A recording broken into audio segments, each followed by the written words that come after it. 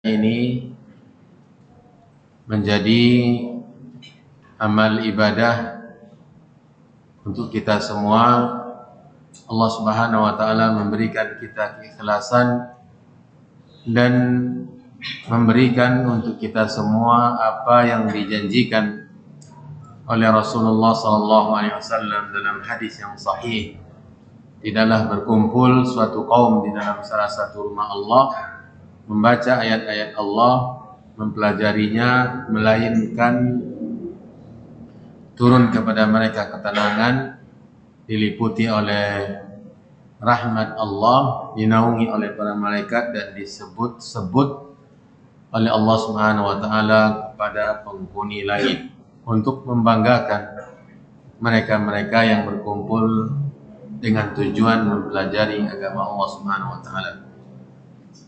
Kaum muslimin, para jemaah yang dirahmati dan dimuliakan oleh Allah, kita lanjutkan pelajaran kita membaca kitab Min Hidayati Suratil Fatihah, memetik hidayah dari surat Al-Fatihah. Dan sekarang ini adalah hidayah yang ketiga yang kita pelajari, yaitu tentang ikhlas dan mutaba'ah. Ikhlas dan mutaba'ah yang artinya adalah mengikhlaskan ibadah kepada Allah dengan mengibadati Allah Subhanahu wa taala semata-mata dan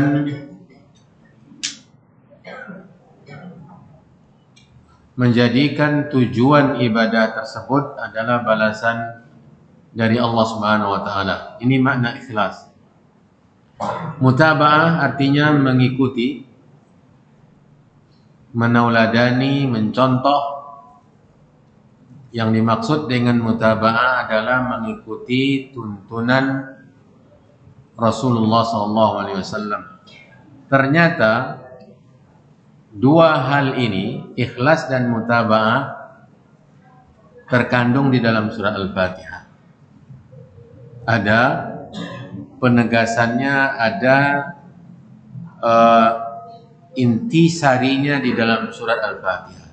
Dan ini petunjuk yang dipetik dari surat Al-Fatihah yang ketiga. Yang pertama adalah tentang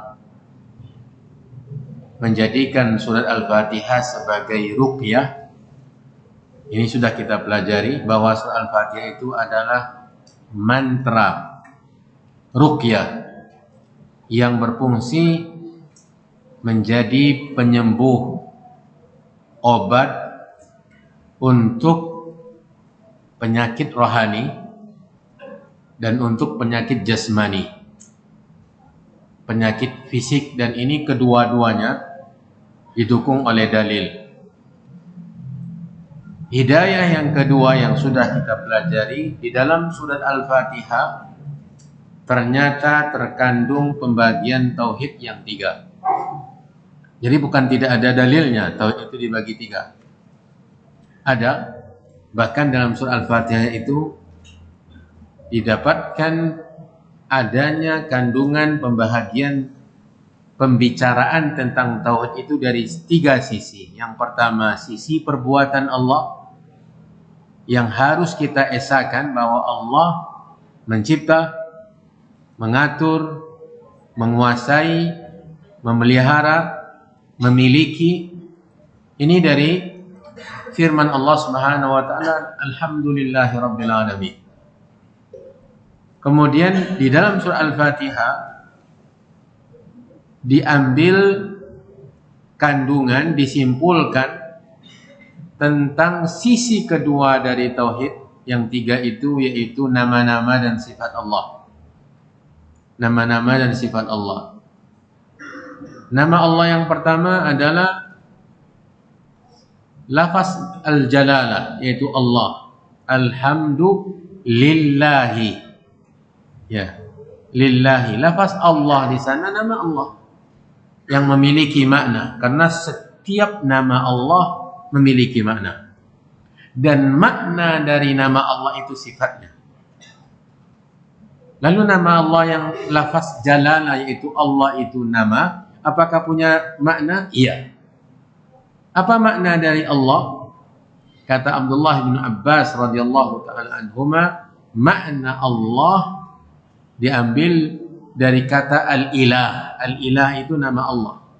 Kemudian terjadi perubahan-perubahan dalam bahasa Arab sehingga menjadi Allah, yang artinya adalah dzul uluhiyah, pemilik ibadah. Jadi nama Allah itu artinya pemilik ibadah, karena Allah yang berhak mendapatkan uluhiyah, itu ibadah. Kemudian masih pada poin atau hidayah yang kedua yang sudah kita pelajari, di dalam surah Al-Fatihah itu ada penekanan terhadap jenis tauhid yang terpenting. Dan jenis tauhid inilah yang menjadikan, yang memunculkan, menyebabkan permusuhan antara para rasul dengan umatnya. Yang menyebabkan permusuhan antara para rasul dengan kerabat-kerabatnya, dengan famili-familinya, dengan sanak saudaranya. Nabi Muhammad SAW bermusuhan dengan pamannya Abu Lahab karena tauhid ini, di mana Allah Subhanahu wa taala dialah satu-satunya yang berhak untuk mendapatkan ibadah. Dari mana diambil? Dari surah Al-Fatihah?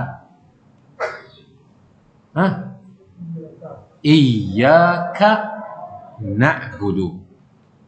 Iyyaka na'budu.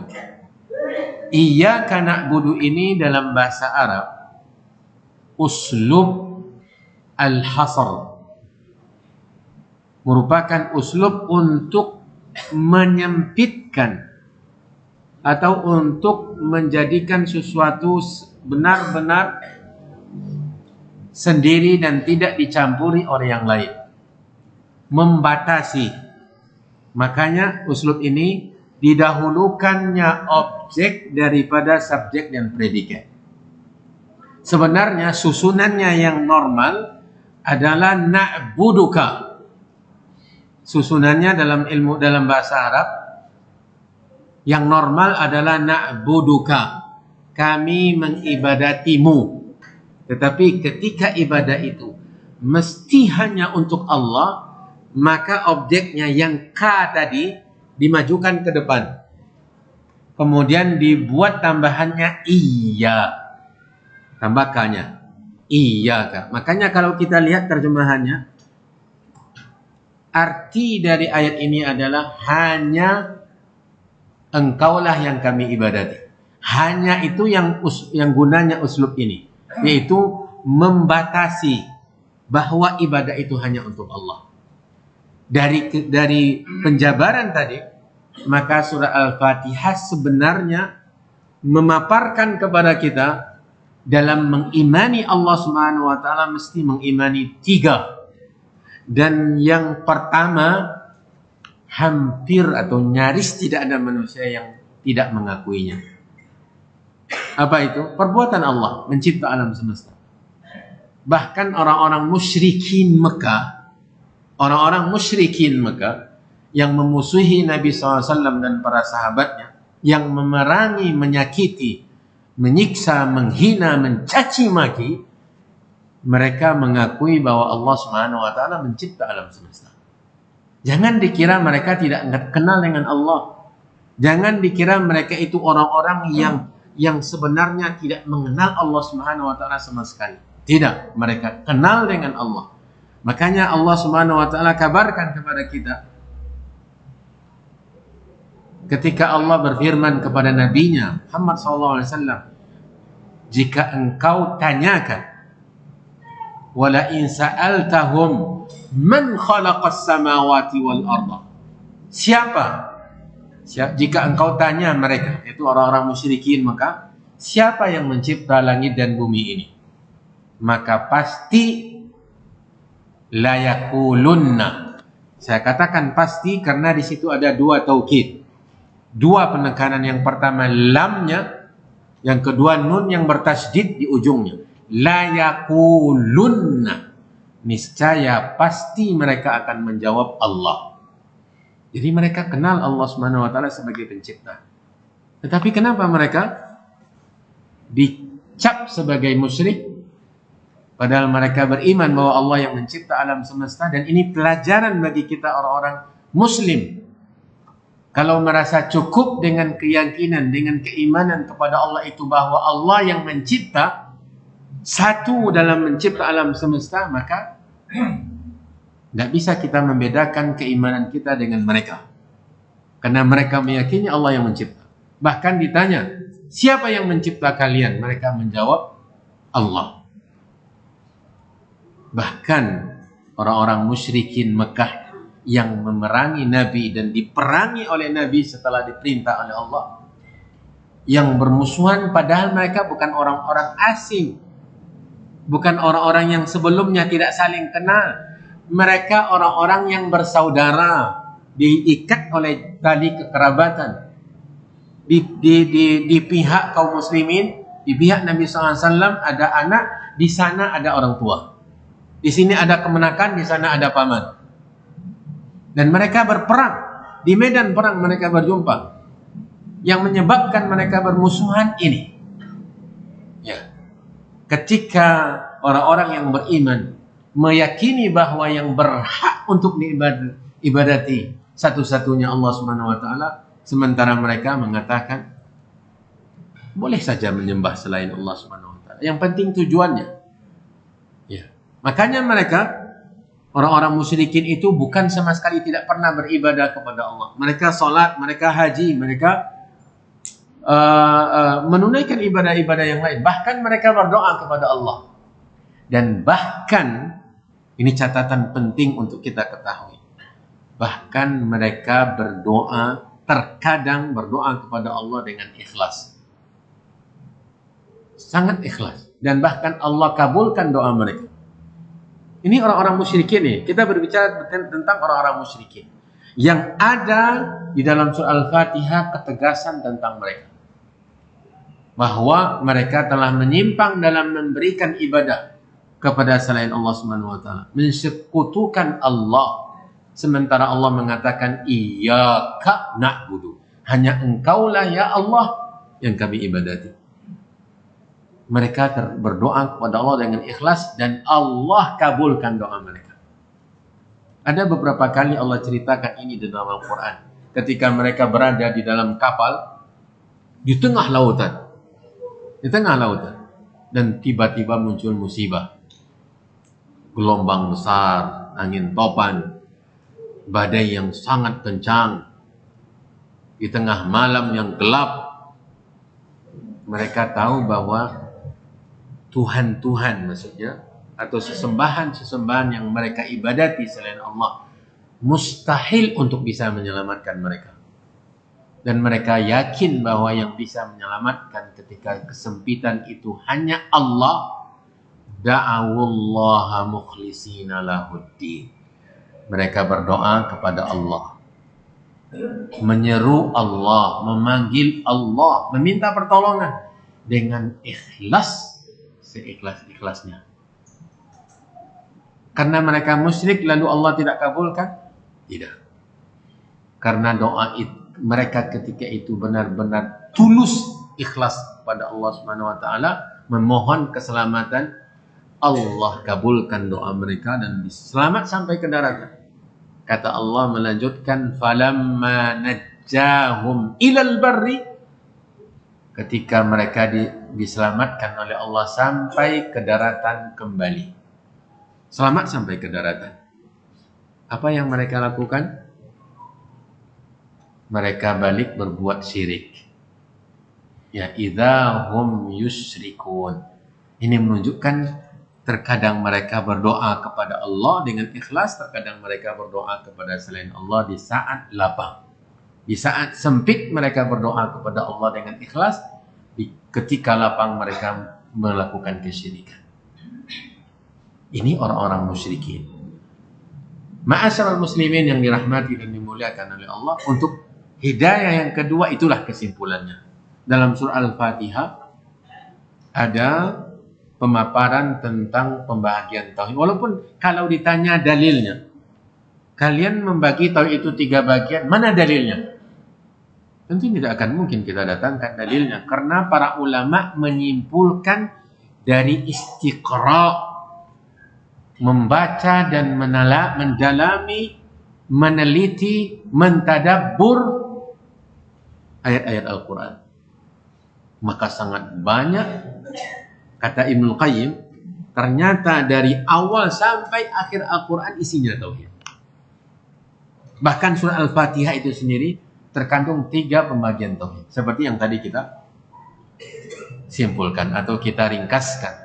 Kemudian petunjuk atau hidayah yang ketiga, itu yang tadi kita telah singgung sebentar, yaitu di dalam surah Al-Fatihah itu ada 2 penekanan tadi, bahwa ada tentang keikhlasan, dan ikhlas itu ada 2 maknanya. Ikhlas itu tauhid, beribadah hanya kepada Allah. Ikhlas lawan dari riya, yaitu beribadah hanya mengharapkan balasan dari Allah. Kemudian yang kedua mutaba'ah, yang tadi juga telah kita jelaskan maknanya, yaitu menauladani, mencontoh, meniru, mengikuti dalam beribadah tuntunan Sayyidul Bashar, Khairul Anbiya wal Mursalin, Nabi Muhammad SAW. Mengikuti tuntunannya. Kenapa? Karena memang dalam surah Al-Fatihah ini ada penegasannya. Yang pertama tentang keikhlasan sudah jelas. Itu ayat tadi, ayat tentang tauhid tadi. Iyyaka na'budu. Ini tentang ikhlas, bahwa yang harus diibadati hanya Allah, dan yang harus diharapkan balasannya dalam ibadah hanya Allah. Bila mana kita beribadah mengharapkan balasan dari selain Allah, bukan hanya ibadah kita itu sia-sia, justru kita berdosa.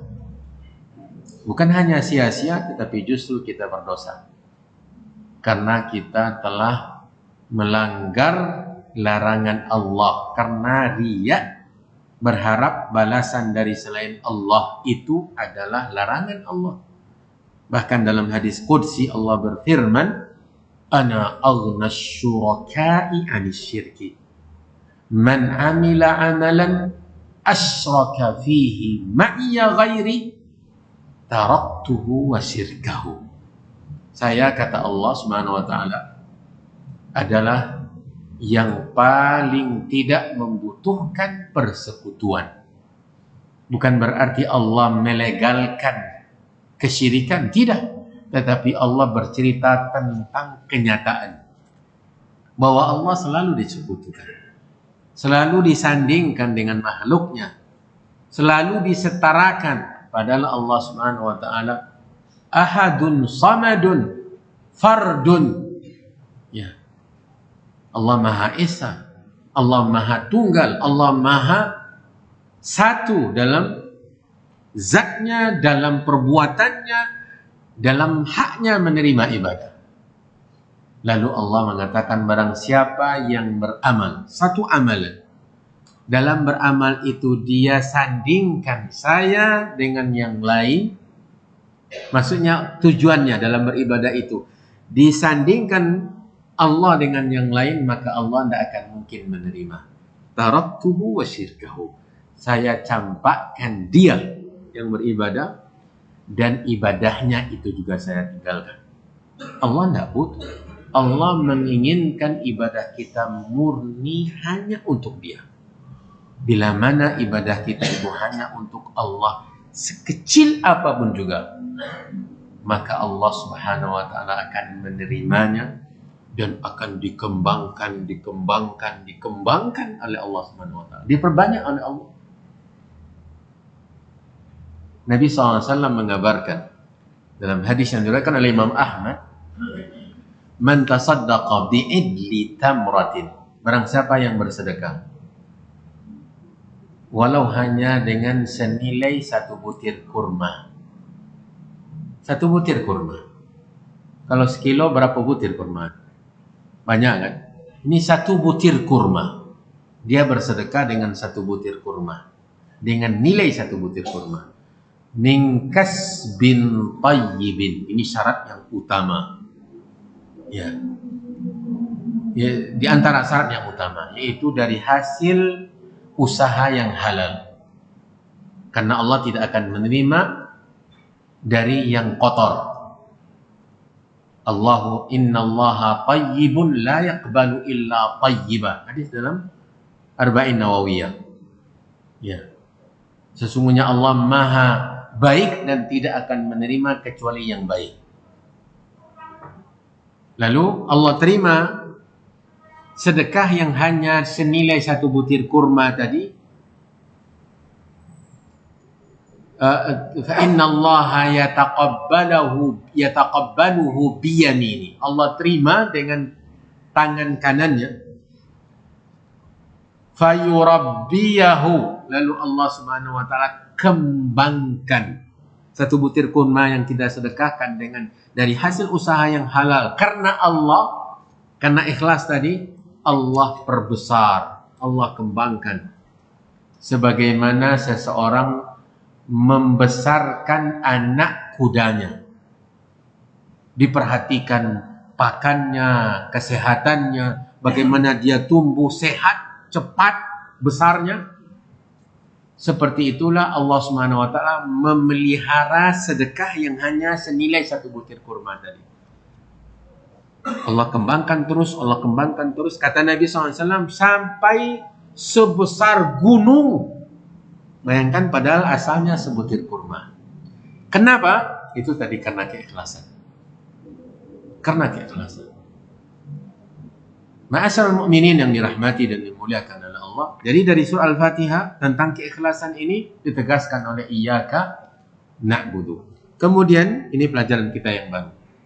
Sebelum itu yang juga harus kita ketahui bahwa dua hal tadi, ikhlas dan mutaba'ah ini, sebagaimana dijelaskan oleh para ulama, adalah dua syarat diterimanya amal ibadah. Syarat utama diterimanya amal ibadah.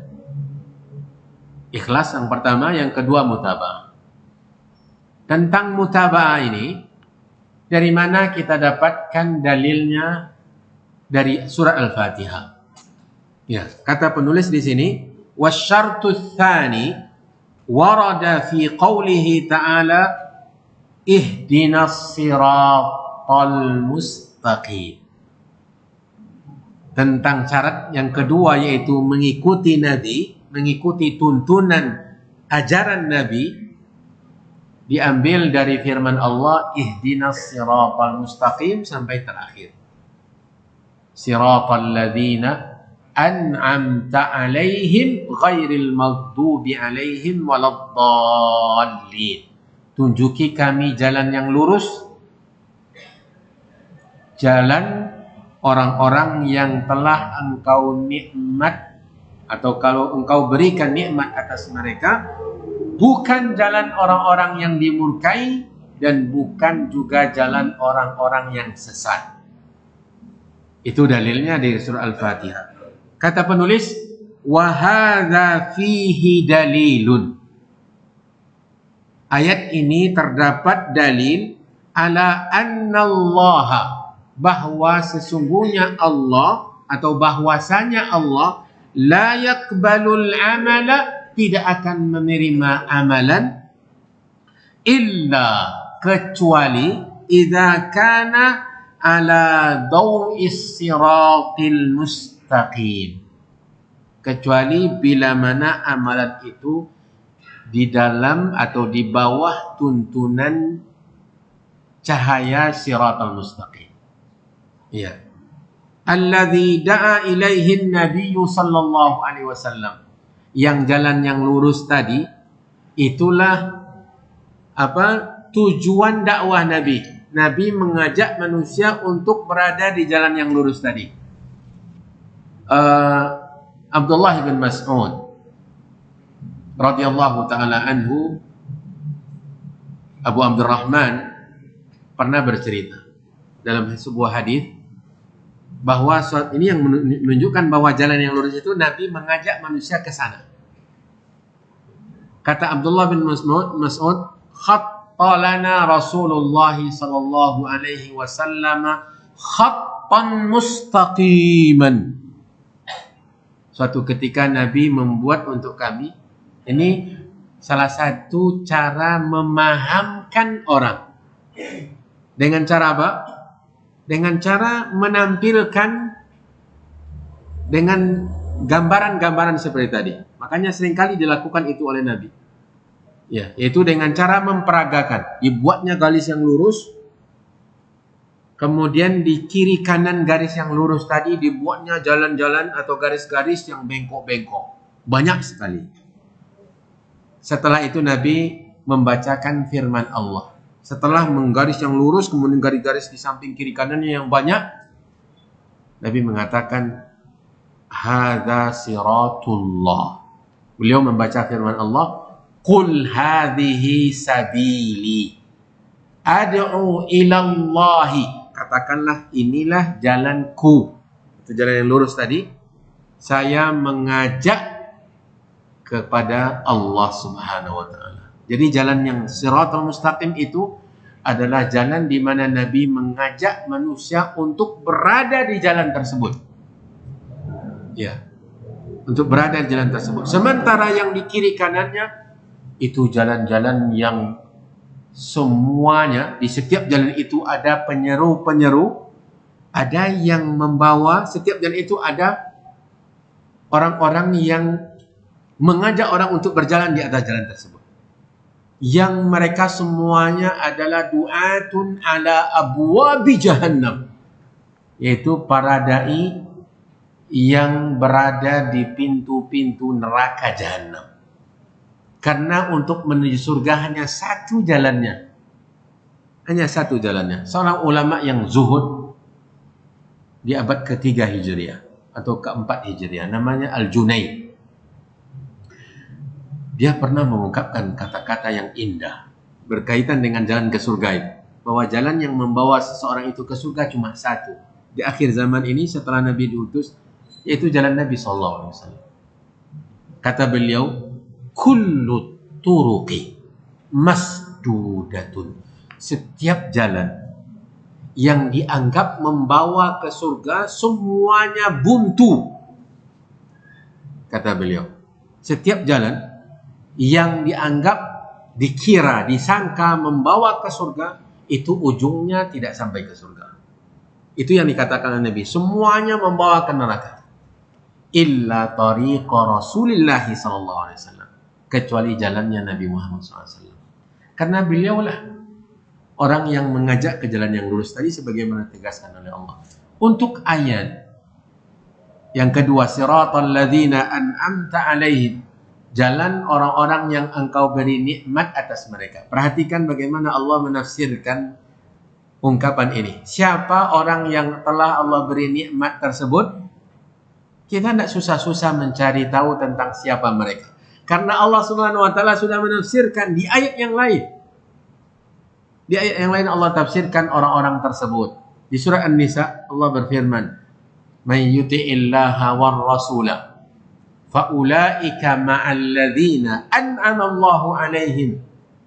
Barang siapa, ini jadi bagaimana kita berjalan atau bergabung dengan Nabi dan kafilah-kafilah orang-orang yang saleh, orang-orang yang syahid, caranya cuma dua atau satu, yaitu taat kepada Allah dan Rasulnya.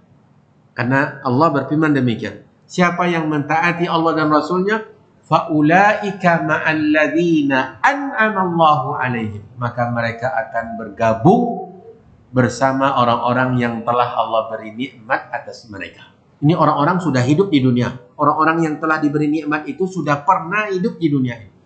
Jadi berjalan di atas jalan yang membawa ke surga itu bukan jalan khayalan yang fiktif tanpa ada kenyataan. Karena orang-orang sudah ada yang berjalan di atas jalan tersebut. Siapa? Itu orangnya.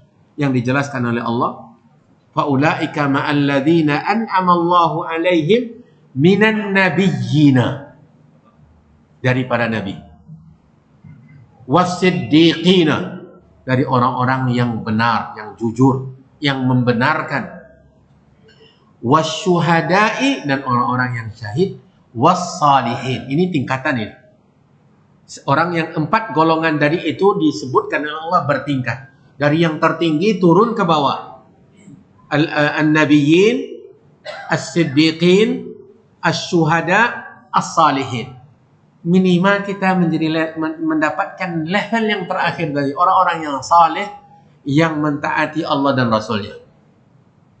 Sehingga kita nanti akan masuk bersama kafilah Rasulullah SAW untuk menuju surga. Karena jalan ke surga itu jalan Nabi SAW. Ini yang beliau tegaskan, bahwa ayat ini menjelaskan bahwa Allah tidak menerima satu amalan kecuali di bawah cahaya jalan yang lurus. Alladzi da'a ilaihi Nabi SAW, yang Nabi berdakwah untuk jalan tersebut, membawa manusia agar berada di atas jalan tersebut. Wa qad thabata fil hadis, telah sahih dalam sebuah hadis, anna Nabiyya sallallahu alaihi wasallam qala, bahwa Nabi telah bersabda. Perhatikan baik-baik sabda Nabi SAW ini, hadis sahih. Ya. Man amila amalan laisa alaihi amruna fahuwa raddun. Hadis sahih riwayat Muslim dari hadis Aisyah radhiyallahu taala anha. Barang siapa yang beramal satu amalan, laisa alaihi amruna, yang amalan itu tidak berada di atas tuntunan kami. Kata siapa ini? Kata Nabi SAW. Amalan yang dilakukan itu di luar tuntunan kami. Laisa alaihi amruna, bukan di atas urusan kami yang diajarkan oleh Nabi. Fahuwa raddun. Catat ini baik-baik ancaman Nabi. Maka amalan yang dilakukan yang tidak berada di atas tuntunan Nabi itu ditolak. Raddun itu kata para ulama, mardudun, ditolak oleh Allah. Kalau ditolak, untuk apa kita beramal? Padahal kita beramal agar diterima oleh Allah Subhanahu wa taala. Ai mardudun ala sahibihi ghairu maqbulin minhu. Dikembalikan kepada pelakunya dan tidak diterima oleh Allah. Walihada, oleh karena ini, qal, Nabi sallallahu alaihi wasallam bersabda tentang salat dalam hadis yang sahih. Kalau yang tadi riwayat Muslim, ya, ada yang lebih spesifik dari hadis ini. Diriwayatkan oleh Bukhari Muslim. Lafaznya, man ahdatha fi amrina hadza ma laysa minhu fahuwa raddun. Barang siapa yang membuat, kalau tadi yang mengamalkan, walaupun bukan dia yang membuatnya, dia bukan pencetusnya, dia hanya mengikuti tradisi yang sudah lama-lama. Saya hanya sekedar mengikuti yang lama, yang sudah turun-temurun kita lakukan. Tetapi bukan tuntunan Nabi, ditolak oleh Allah Subhanahu wa taala. Yang kedua ini, lafaz hadisnya muttafaqun alaih, diriwayatkan oleh Bukhari dan Muslim. Orang yang mencetus, dia yang merumuskan, dia yang membuat. Sebelum-sebelumnya tidak ada, tetapi dia yang membuat-buatnya, maka ditolak oleh Allah Subhanahu wa taala. Kemudian terkait dengan ini Nabi bersabda tentang salat, sallu kama ra'aitumuni usalli. Ya. Salatlah kalian sebagaimana kalian melihat saya salat.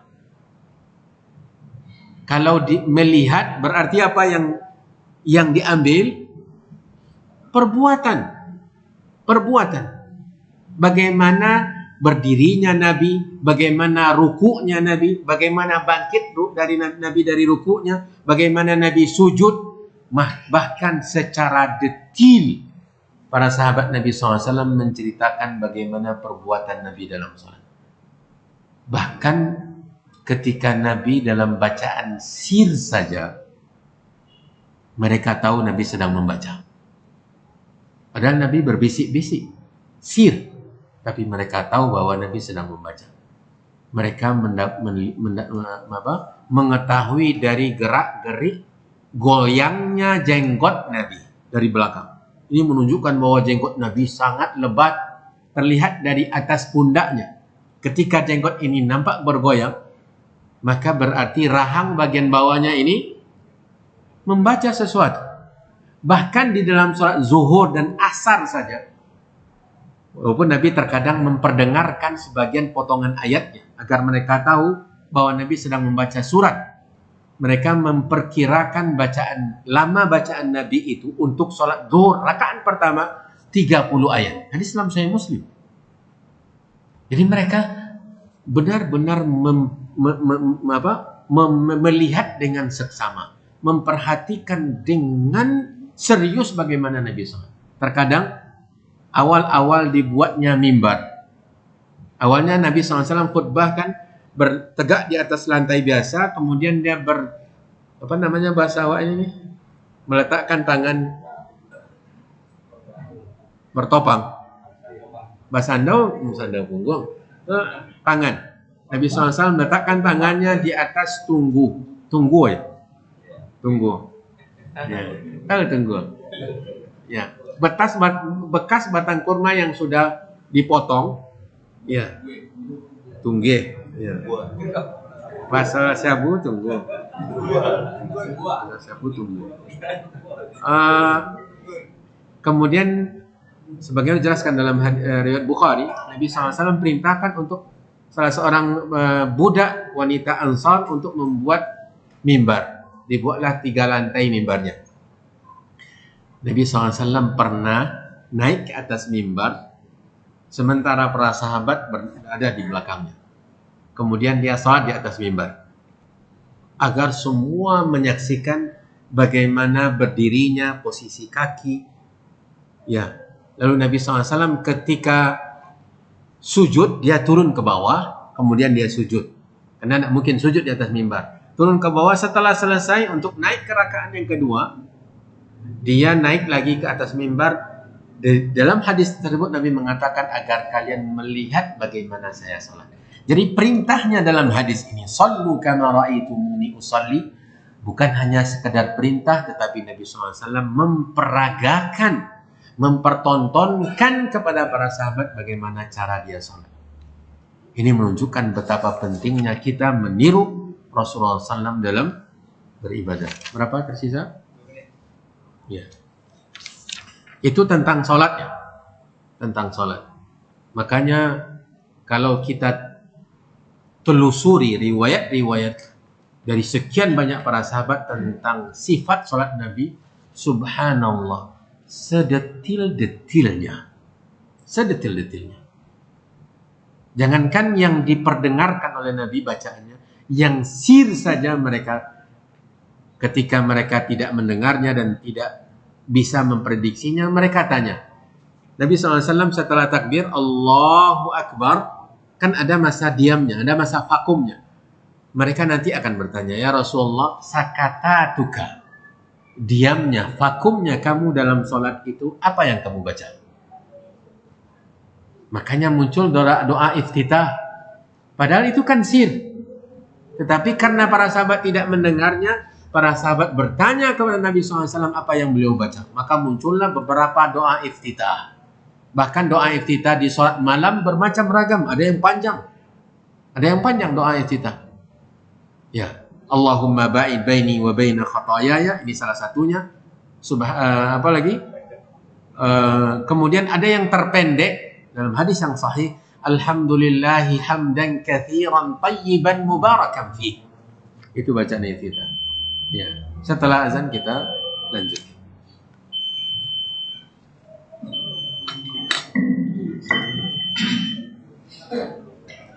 Allahu Akbar, Allahu Akbar. Allahu Akbar,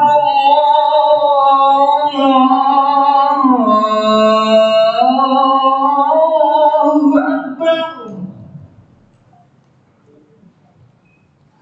Asyhadu an la ilaha illallah.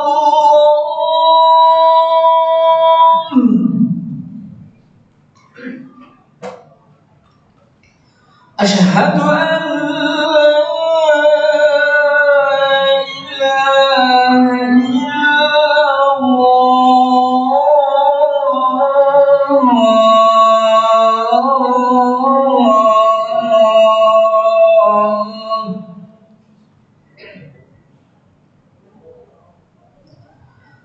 أشهد أن محمدا رسول الله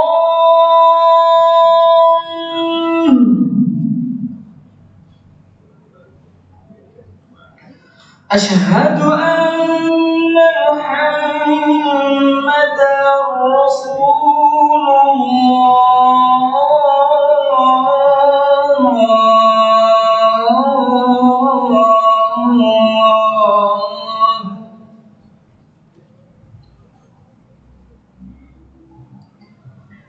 حي على الصلاة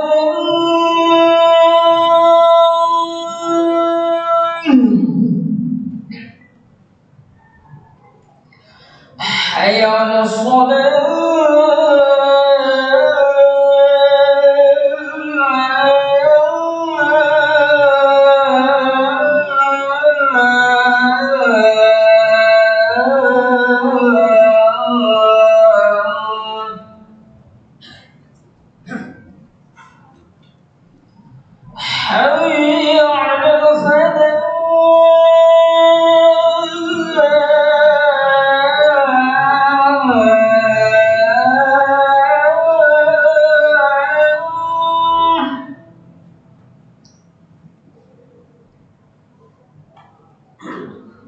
حي على الفلاح حي على الفلاح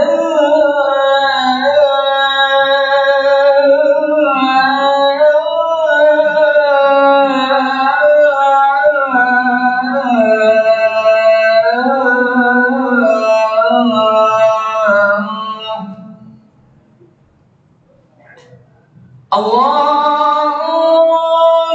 أكبر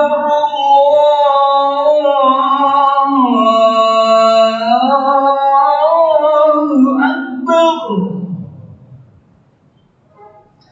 لا إله إلا الله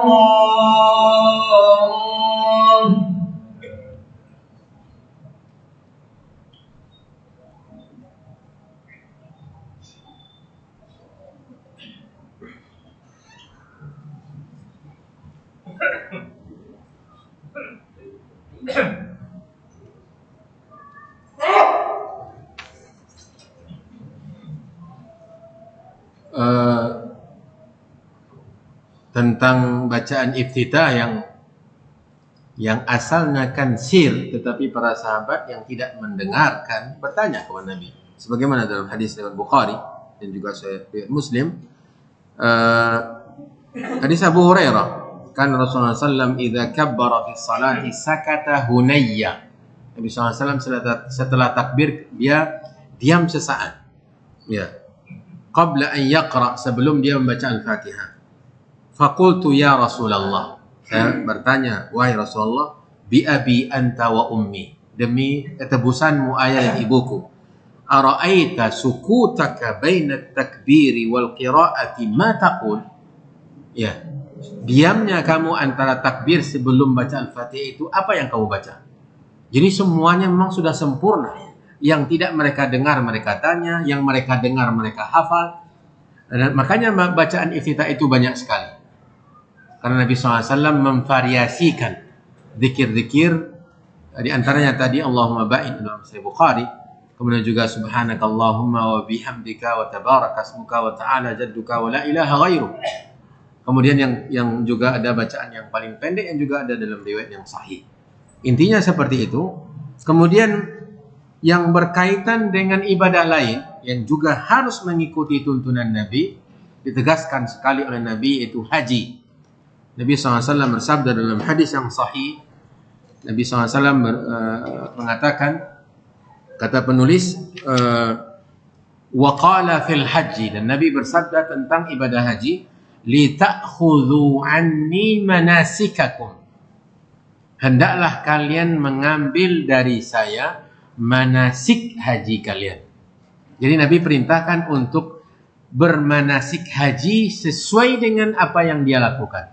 Makanya subhanallah, memang para sahabat Nabi SAW adalah orang-orang pilihan yang dipilih oleh Allah demi terjaganya agama ini. Maka semua yang dilakukan oleh Nabi mereka rekam, mereka cari tahu, mereka hafal, kemudian mereka ajarkan kepada generasi setelah mereka. Terutama tentang ibadah haji ini.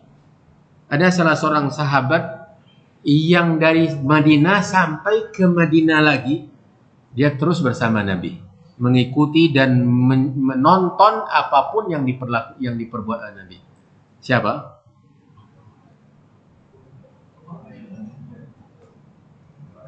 Siapa? Jabir bin Abdullah. Jabir bin Abdullah. Dia sahabat yang paling panjang lebar menceritakan tentang manasik haji. Walaupun nanti didukung oleh riwayat-riwayat yang lain, oleh Ibnu Abbas, oleh Ibnu Umar, dan Abu Sa'id Al-Khudri dan yang lainnya yang ikut haji bersama Nabi. Para istrinya juga ikut bersama Nabi SAW haji itu. Ya, termasuk Aisyah, Saudah dan semua istrinya dibawa oleh Nabi untuk ibadah haji, karena itu satu-satunya ibadah haji di tahun ke-10 Hijriah setelah difardukan sebelumnya oleh Allah Subhanahu wa taala. Jadi Jabir bin Abdullah menceritakan tentang perjalanan ibadah haji Nabi dari Madinah sampai ke Madinah. Diceritakan selengkap-lengkapnya oleh beliau, dan nanti kalau kita tentu tidak akan semua dia ketahui ya. Terkadang luput, nanti akan dibantu dengan penjelasan para sahabat yang lain. Makanya Nabi SAW memerintahkan, kalau ini tidak mungkin, maka Nabi tidak akan mengatakan, ambillah oleh kalian dari saya manasik haji kalian. Kalau tidak mungkin, kalau tidak ada para sahabat yang seperti itu, yang merekam tata cara ibadah hajinya Nabi, maka Nabi tidak akan perintahkan kita untuk mencontoh ibadah hajinya dia. Begitu juga sholat. Ya. Maka ini kita lihat bagaimana jasa para sahabat. Kita sudah selesai dari membaca kitab tentang sahabat Nabi. Salah satu jasa mereka yang tidak akan mungkin ada yang menandingi mereka ketika agama ini dijaga oleh Allah dengan adanya mereka. Al-Quran sampai kepada kita dengan siapa? Kalau mereka tidak menghafalnya dan tidak menyampaikan ke generasi setelah mereka, tidak akan sampai kepada kita Al-Quran. Begitu juga hadis-hadis Nabi. Salat ini kalau bukan karena mereka, setelah Allah memang menyiapkan mereka untuk itu, tidak akan mungkin sampai tata cara salat kepada kita. Bisa jadi salatnya kita dengan yang lainnya berbeda-beda di antara kaum muslimin. Makanya di antara hikmah mengikuti sunnah Nabi itu, dimanapun kita berada sama. Sama. Tidak akan berbeda karena tuntunannya sama. Tetapi kalau sudah disandarkan kepada pendapat, maka antara satu RT dengan RT yang lain berbeda. Jangankan satu daerah, jangankan satu negara, satu RT dengan RT yang lain berbeda. Tetapi kalau tuntunannya yang datang dari Nabi, tidak akan berbeda. Dan kita menyaksikannya, merasakannya. Kita pernah berkumpul dengan orang dari 170 lebih negara. Ketika acuannya sama, ketika beribadah sama, sholatnya sama sekali berbeda. Padahal kita berbeda guru, berbeda bahasa, berbeda kulit, berbeda tempat dan negara, tetapi ketika lihat cara sholatnya sama. Karena tuntunannya, acuannya sunnah Nabi SAW. Begitu juga ibadah haji. Makanya Nabi tekankan itu. Kemudian, wala majala an tajtahida wa an taqula ya, hadza afdal atau hadza ahsan wa innama hasbuka sunnah wa hadyu nabiyyikal karim sallallahu. Maka tidak ada kesempatan, tidak ada celah bagimu untuk berijtihad sendiri-sendiri atau untuk membuat-buat sendiri-sendiri. Cukuplah ya, sikapmu yang paling utama, yang paling benar, yaitu menyesuaikan dengan tuntunan Nabi SAW. Dan itu sudah ada dalam Al-Quran. Tentang jalan yang lurus tadi, yaitu jalan Nabi SAW. Wa qad kana Nabi SAW idza khataba an-nasa yaumal jumu'ah. Dan adalah Nabi SAW ketika berkhutbah di hari Jumat, beliau sering kali menyampaikan dengan tegas, amma ba'du fa inna khairal hadithi kitabullah wa khairal huda hadiyu Muhammadin sallallahu alaihi wasallam. Ini jangan dikira bahwa ungkapan yang sering didengar itu adalah buatan-buatan orang-orang tertentu saja? Bukan. Kelompok-kelompok tertentu saja? Bukan. Ini adalah hadis Nabi. Beliau yang mengatakan sebaik-baik ucapan adalah kitabullah dan sebaik-baik petunjuk adalah petunjuk Rasulullah SAW. Falaitha thammata hadiyun akmala min hadihi. Tidak ada satupun petunjuk yang lebih sempurna dari petunjuk Nabi. Wala nahjun ahsana min nahjihi. Tidak ada pedoman, tidak ada jalan yang lebih lengkap, yang lebih menjamin keselamatan daripada jalan Nabi SAW. Wala tariq ahsana min tariqi SAW. Fasuratu istamalat ala tahqiqi hadaini syartaini. Tidak ada jalan yang paling lurus kecuali jalan Nabi. Maka surat Al-Fatihah ini mengandung penekanan tentang dua syarat yang tadi telah ditegaskan, yaitu ikhlas dalam beribadah kepada Allah dan dalam beribadah untuk mengharapkan balasan dari Allah, kemudian mengikuti tuntunan Nabi SAW. Maka dengan itu selesailah pula hidayah yang ketiga dari hidayah-hidayah yang bisa dipetik dari surat Al-Fatihah. Semoga ma'asal mu'minin, pelajaran kita ini menjadi bekal bagi kita untuk terus belajar dan belajar agama ini tidak memandang usia. Tidak ada batas umur. Kalau sudah tua, tidak ada lagi belajar. Nah, belajar agama ini bukan hanya di bangku sekolah. Ya, majelis-majelis taklim, kajian-kajian agama ini adalah kesempatan bagi kita untuk memperdalam dalam mengenali ilmu agama. Apalagi sekarang dengan mudahnya kita mendengarkan kajian langsung, walau bukan di masjid di tempat kita tinggal, melalui televisi, melalui radio. Yang subhanallah, di Kota Bangkinang ini sudah ada radio dan sudah lama, dan kita tinggal buka gelombangnya, tinggal kita dengarkan kajian langsung, kajian rekaman, kita bisa belajar Al-Quran dan seterusnya. Lalu apalagi alasan kita untuk tidak belajar agama, untuk tidak bisa mengenal bagaimana cara beribadah Nabi SAW. Semoga Allah Subhanahu Wa Taala selalu membukakan untuk kita jalan-jalan kebenaran dan memberikan kita istiqomah untuk tetap belajar dan menjadikan ilmu yang kita dapatkan menjadi ilmu yang bermanfaat, ilmu yang menghasilkan amalan, ilmu yang mendekatkan kita terus kepada ridha Allah dan surga Allah Subhanahu Wa Taala.